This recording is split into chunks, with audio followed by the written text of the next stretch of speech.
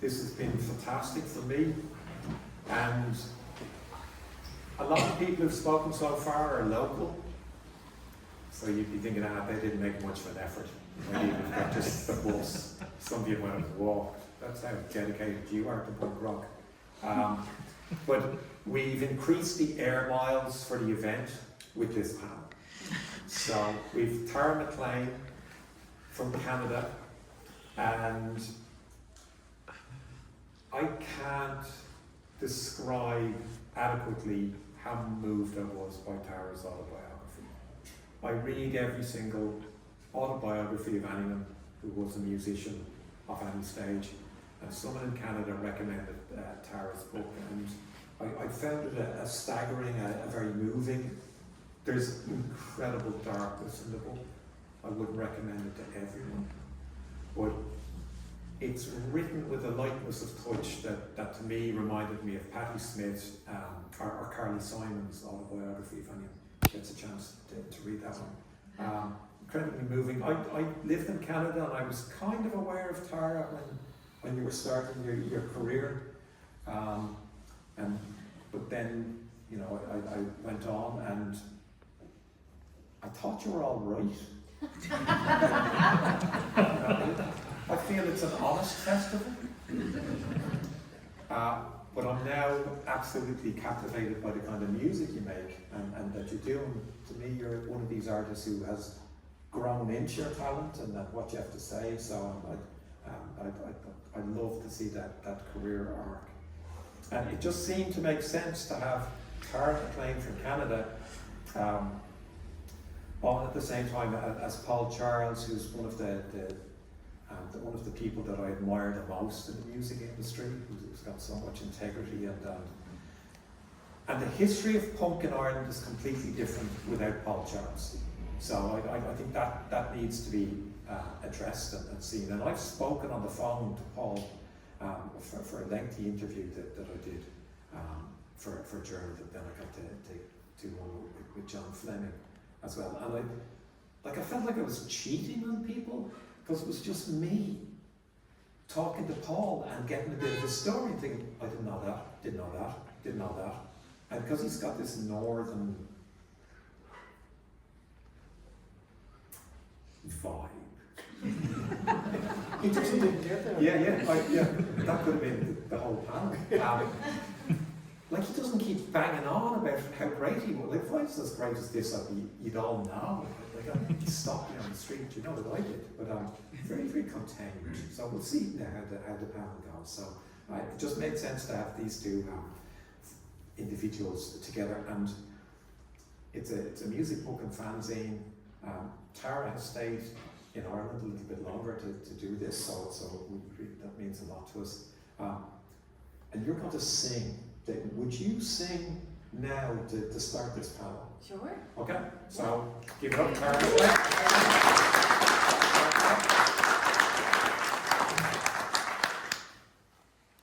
Thank you. Should I tell the story, or should I They're Irish. Okay. They have a story. Okay, so this one has a story with it. So the funny thing is I'm opening. I was asked to open for The Cure in Boston at the Orpheum Theatre. And my management said, look, Terry, you've been given this opportunity. I really don't think you should do it. You are way too sweet. Their audience is going to eat you alive. And I was like, well, it's not my fault that I'm terminally effervescent. Like, I have resting cheerleader face. Like, I'm super dark inside. I'm like the queen of darkness. And one of my first reviews for my first album said, Tara MacLean's album should come with complimentary razor blades. So I was like, I'm gonna be fine, trust me. Anyway, my managers didn't want me to do the show, but I said I wanted to do it anyway, and I really wanted to meet Robert Smith. And so I went on and I did my set, and it went really well. The audience was incredible and really open. I felt really great. And as I walked off stage, Robert Smith was there, and he watched the whole set. And I walked off, and he said, how did you do that? I went, excuse me? He's like, that. He said, what you just did. He said, that last song, that a cappella song, like, don't you get nervous before you just open up like that? And And I said, no, I just, it's kind of just my thing. And I said, do you get nervous? Anyway, we ended up chatting for the longest time about music and about one time how he got electrocuted on stage. And I was like, is that what happened to your hair? Anyway, he did laugh a little bit. So anyway, so it was just a really wonderful thing. And then I heard the following week that he had shared with the press that I was his new favorite singer. Oh. And that meant the world to me. And I was like, see, manager, fuck you. So anyway, this is the song I sang that he liked so much. So I wanted to sing it for you. Because it's dark.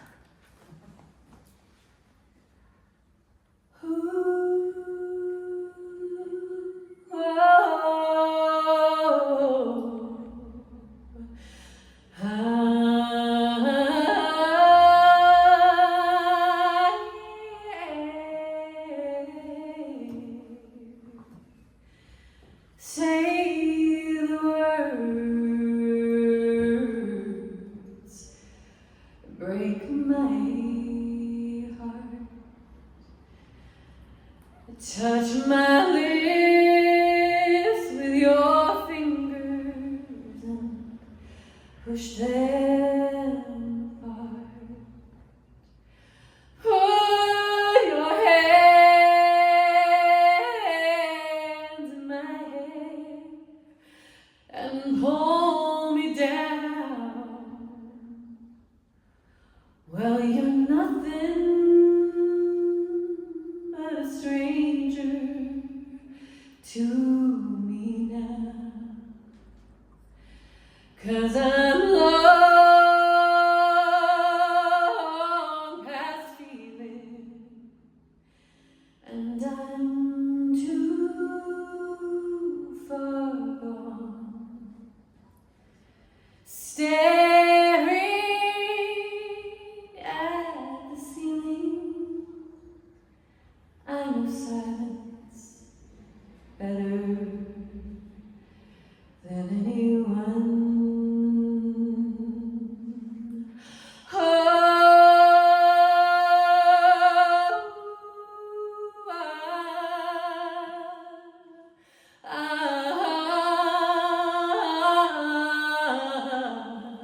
Oh, well, say my name and look away and take a breath, take a bow and take a train. Say your piece and say goodbye, but you will regret that alibi, 'cause I'm long past feeling, and I'm loading my gun, aiming it at the ceiling. I know silence better than anyone.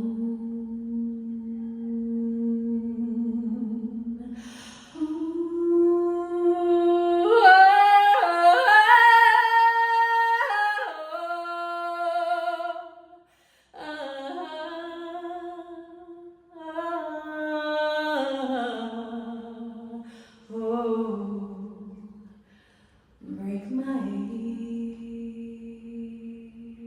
heart. Thank you.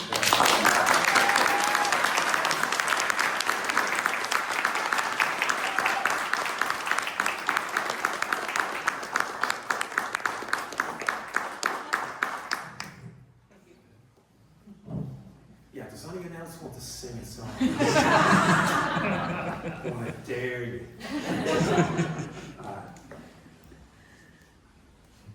Welcome. That's not. Your book. Your book is your life story. And it's a life I wouldn't have wished on anyone. In your early years. years. You survive things that you wouldn't want other people to ever experience, and you've become very, very active in helping people in general. But then you sign a major record deal, and you work with the man that I would regard as the best manager at that moment in pop music history. And his name is Terry, and I mean, he achieves huge success with a number of people, Avril Lavigne in particular. There's a lot of pressure on female artists, and the music industry isn't fair. But you have to go through that industry to get heard. So, what were the great points in your career? What were the moments where you thought, I'm glad I did that, or I'm glad I met that person? Right now. But you know, looking back, there are just so, I mean, what a glorious life, you know, to be able to come from where I came from, and to find myself on some of the great stages in the world. Like, there was something in the 90s called Lilith Fair, which was all women on tour in the US and Canada, and I was very lucky to be on stage, sharing the stage with Sinead O'Connor and you know, Missy Elliott, and just some of the great artists of the time, and just feeling like, oh, I'm just this little girl from Prince Edward Island, from the woods, you know, and how did I get here? And getting to sing with Sarah McLachlan and the Indigo Girls. These were really tremendous moments where I don't know, I got to be on the Conan O'Brien show. That was a pretty cool moment. I don't know, any stand out from my book that you can remember? Yeah, but I'm asking the questions. I wrote about, I think, the bigger ones were like, yeah, being on stage at the Rose Bowl, or like, you know, like Conan O'Brien was live in front of 5 million people on, you know, on TV, and then getting to play Glastonbury last summer was really especially exciting because that was a life highlight. Yeah, just yeah, and then this moment, because I am, you know, now officially Irish with my Irish passport, and here I am here with you guys, and I think you're kind of stuck with me. And I launched my book here on Tuesday. That was a real moment for me. And my grandfather left Ireland 100 years ago to Canada to be able to, at 14, on a boat, to send money home for his family after his father died. And this is 100 years later, so now I'm back here. And that feels like a really nice circle complete. The revenge. So, as a performer, like, where did you find that? To me, it's courage, but that impulse. Like, where did music enter into your life as you were growing up, to where you thought, actually, I could do that? I could do that. I think very young. My mom said I sang before I spoke, and so music was always there. My stepfather was a country gospel singer. He toured with one of our great Canadian songwriters, a guy named Gene McClellan, who he wrote Snowbird and Put Your Hand in the Hand, which is one of the most recorded gospel song of all time. And Elvis recorded both of those songs. So, you know, I was always around great songwriters. So as a child, I would sit there on the floor in the kitchen and listen to these two men trade, you know, deep emotions, and a lot of it was about faith. But if you really listen to it, it could be about anything. It could be about love. It wasn't always specific. I learned early on that music was for bringing people together, for communion. And yeah, I think I wrote my first song when I was 7, and then but actually started playing guitar at 12.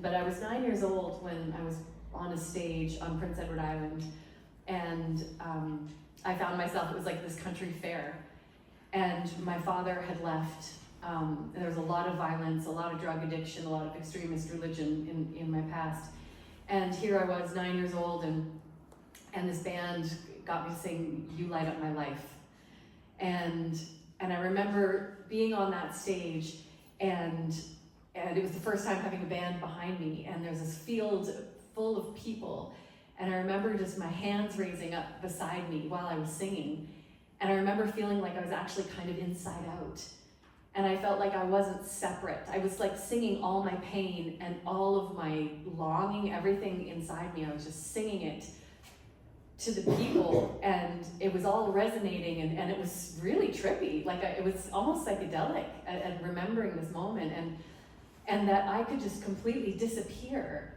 and I could just become music, and I could become the people, and I could become the song. Like, what a moment. And that was really truly the moment that I knew that that I could maybe use this as a way to survive. And so when I was on a ferry boat in my early 20s, jamming with my friends on a ferry, a couple of people approached me, and they were from a record company, and they gave me a record deal and a publishing deal right there. So it's, you know, and one of them was Terry's wife, so she discovered me. So I think that I was actually going to be a lawyer because I thought being a musician was a little crazy. But every turn I made, I just kept getting a lot of love and validation, just because I prefer, you know, I love all music, but I like music that makes me split open and feel everything, like all the rawness that it is that being alive, you know, gives us the opportunity to feel. So that moment when I was 9, I'll never forget it. It was my first experience of understanding that music actually transformed everything into one organism. And there we were all vibrating together. And it was holy and it was sacred. And I vowed to make every song a prayer from that moment on. Yeah, but no, don't give that to me. It's a gift. It's a little something from Ireland. You know, that idea of music as holy, as sacred, you're surrounded by gospel music and Jane McClelland and you know, songs that go around the world and that are used in Christian ceremonies. Yeah. But my sense from your book is you're not speaking just about Christianity as a spiritual way. So what's your belief system in terms of how you relate to your music if you feel it is raw and splitting you open? Well, that's a huge question. I mean, I don't think I really have a belief system. I kind of either know something or I don't know. So my belief system is I don't know. This is just this giant mystery that I feel like really lucky to have landed in somehow. And all I know is that we all have these different gifts, and you know, music just has kept me alive. Like, it's been my lifeboat. So I guess my belief system would be that music can save us somehow. And so, you know, no matter what you call it or what religion it is, I mean, we were like, my parents were very extreme, like fully evangelical. Like, we went to Jesus camp, you know. I'm a practicing Buddhist. I'm you know, ordained in the Zen tradition. But you know, I believe like all these great teachers have come to Earth and given us so many amazing clues as to how to move through, and that is sort of set to me in love and in bringing each other together and helping each other. And so whether it's punk music or no matter what genre it is, if it like brings us together and makes us feel something, I'm in. That's what I believe. And that's really interesting to me in the context of Lilith Fair that you were a part of, and you performed every year of that festival. And Lilith Fair, there was a Canadian singer. She never did as well in Europe as she did everywhere else. Sarah McLachlan. She thought, I'm sick of playing at festivals where it's all blokes. I want to do something else. So she thought, I'd like to do a festival that's all women. All lads could play, but it was all female singers. And it was laughed at. It was, Breast Fest. Are you going to Breast Fest? Or Est Fest? Yeah. And you know, the competition then was Lollapalooza at its height. It was the Van Warped. It was Ozzy Osbourne's Monsters of Rock. That's right. And Lilith outgrossed every one of those festivals in its first year. So was that as enjoyable for you as a performer and as an early stage performer? Was that enjoyable at the time? Oh, it was a blast. It was absolutely incredible. And people like the Indigo Girls or Sarah McLachlan, they would come down and see, like there was of course as a festival, like the big A stage artists, and they would all come and watch us, like who were the up and comers, and just like circled around us and taught us that there's room for all of us.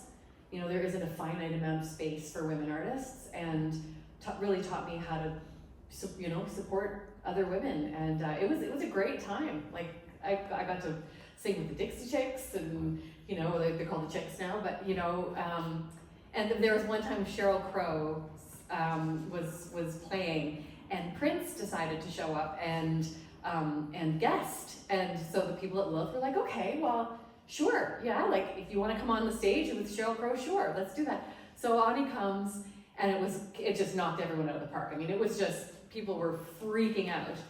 Now the next day, Sheryl goes, hey, do you think Prince could get up again? She asked the guys running Lilith, and they were like, absolutely, that was great. And then Prince said, well, I want to be part of soundcheck, but you have to clear the stage because I'm coming on. And they said, no, this is not your show, and you're a man. Anyway, he said, no, you can't come on and clear the stage. This is not your space. This is a safe space for the women only. And lobbying safe space for everyone, but like in terms of like the lead singer. And so he sat in his limousine outside of Lilith all night and wouldn't come in because he was mad they wouldn't let him do it. And I just thought, now that's badass to say no to Prince because they weren't going to let him come in and do his thing and be hierarchical and patriarchal about it. It was like, no, this is not the moment. And I learned a lot from that. There was a lot of intersectionality. There were bomb threats on Lilith Fair. We were called witches, which I'm sure many of us were. Yeah. It was a great time, but it was really potent. I learned more from that, I think, than anything in my life, and more from those other women. I felt so much love and so much support. And it was revolutionary because at that time, on radio formats in the States, there was kind of a feeling, no, we have a girl this week. Yeah. So we're not, Sinead O'Connor's getting played, or Sheryl Crow at that time. Yeah. So no, we have one, and one's enough. But that genuinely did. At the time, Sarah McLachlan was selling as many records as Madonna in the US. So she really took her power. Where else do you find that kind of soul-splitting music that pulls you apart and puts you back together in a better way? Like, are there artists that you listen to who do that for you? Like Pink Floyd, Daniel Lanois. I am absolutely very, very moved by a lot of the Icelandic music, the neoclassical music that comes out. It just like absolutely speaks to my heart and calms my nervous system. I think there's just so much music out there that I absolutely love. I can't even begin to say, but I still listen to a lot of the old stuff. I still listen to like Emmylou Harris, and I opened for Willie Nelson on tour, and that was like a great experience. So I listened to a lot of Willie. Yeah. And you stayed, you stayed in Dublin to do this with us, so very appreciative. You have your book here. Is your book out in Ireland? It's available here, is it? Yes, it is. It's out. Like, I don't know if you find it in the shops, but you can order it in Ireland right now. Oh, I just remembered I saw Prodigy at Glastonbury last summer, and it was probably the best performance I've ever seen. So there. So there's a career arc. The book is available, and it's also on audiobook. I read it and sing on it as well. Oh, wow. Yeah. Okay. Stay there, because we'll do. So this is a new song that I wrote for my next album. I'm making my 10th album right now, and putting it out independently. So that's fun. But I wrote this song when I was just really feeling what was happening in the world, which is a dumpster fire. and especially what's happening in the Middle East. And I just woke up in the middle of the night and I couldn't breathe. So the song came out because I was trying to make sense of it. I was like, where are the people, where are the leaders that are going to come and, talk some sense into us? Then I realized every time someone tried to do that, we either hang them or crucify them or shoot them, or it's hard to talk about love in this world. So I'm going to take a chance and sing about it.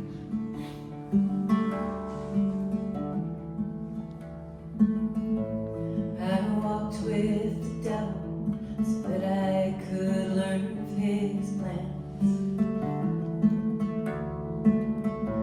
Through ghost-ridden forests, I listened as he took my hands. The darkness will hold you and nothing else will. There's no such thing as evil, just people who shoot to kill.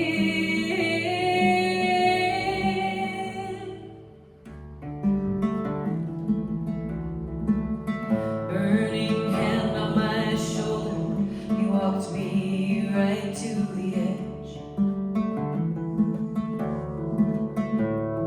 What's in your heart now, he asked me, don't you want revenge? That is the circle of pain that you see. Just look at your neighbor, is he not your enemy?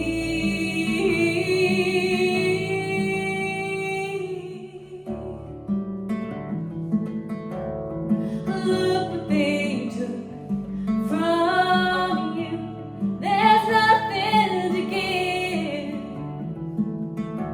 Don't turn the other cheek. Don't you dare forgive anymore. This is how we stay at war.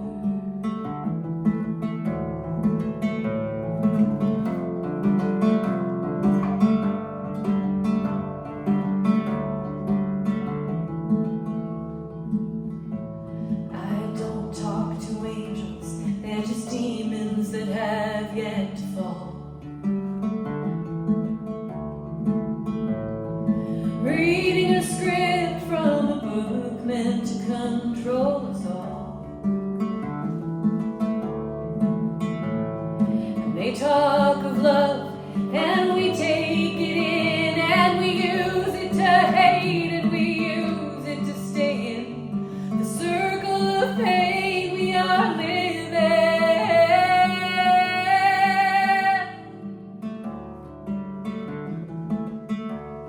Look what they took from you. There's nothing to give. Don't turn the other cheek. Don't you dare forgive anymore. This is how we stay at war.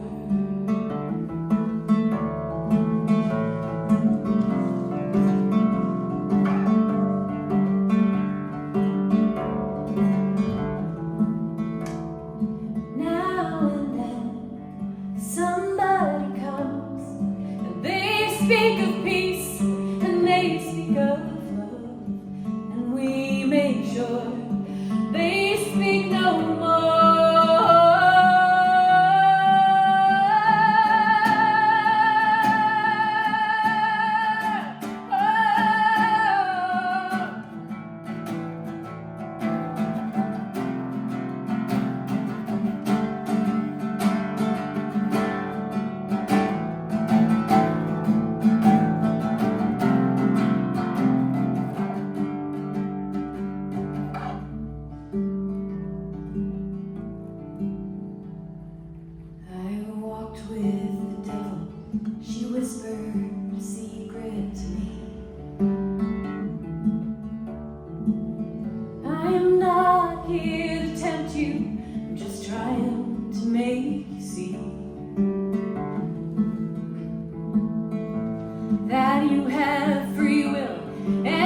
choose your